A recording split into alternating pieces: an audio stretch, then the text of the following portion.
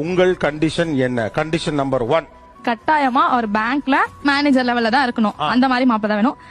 Next condition வந்து கொஞ்சம் சொல்றதுக்கு இதுவா இருக்கு. மினிமம் 25 சவரனாவது எனக்கு போடணும் மாப்பிளை வீட்ல இருந்து. ஆனா உங்களுக்கு ஏன் அவங்க 25 சவரன் போடணும்? ஏன் என் மம்மி மட்டும் போடணும்? எங்க வீட்ல நகையெல்லாம் போட மாட்டோம், நான் படிச்சிருக்கேன். அதே மாதிரி ஏதாவது சொன்னா பரவாயில்ல. இல்ல என் மம்மியும் போடணும், அவங்களும் போடணும். நல்ல மாப்பிள இதெல்லாம் செய்யணும்னு சொன்னா புரியுது. அவன் பேங்க் மேனேஜரா இருக்கணுங்கிறீங்களே, தமிழ்நாடு முழுக்க இருக்க எல்லா பேங்க் மேனேஜரை கூப்பிட்டு கேட்டாலும் இது ஓகேன்னு தெரியலையே. அப்படிதான் இருக்கணும். அப்படி இருந்தாதான் கண்டிஷன். அப்படி இல்லனா மேரேஜ் பண்ணிக்க மாட்டேன். Okay fine. இந்த ஜாயிண்ட் ஃபேமிலியா இருக்கணும். ஓகே. அதுல வந்து என் பேரண்ட்ஸும் கூட இருக்கணும். ஜாயிண்ட் ஃபேமிலினா அவங்க பேரண்ட்ஸும் எங்க பேரண்ட்ஸும் சேர்த்து மொத்தமா தான் ரெண்டு பேரண்ட்ஸும் சேர்ந்து ஒண்ணா இருக்கணும். ஆமா. ஓகே.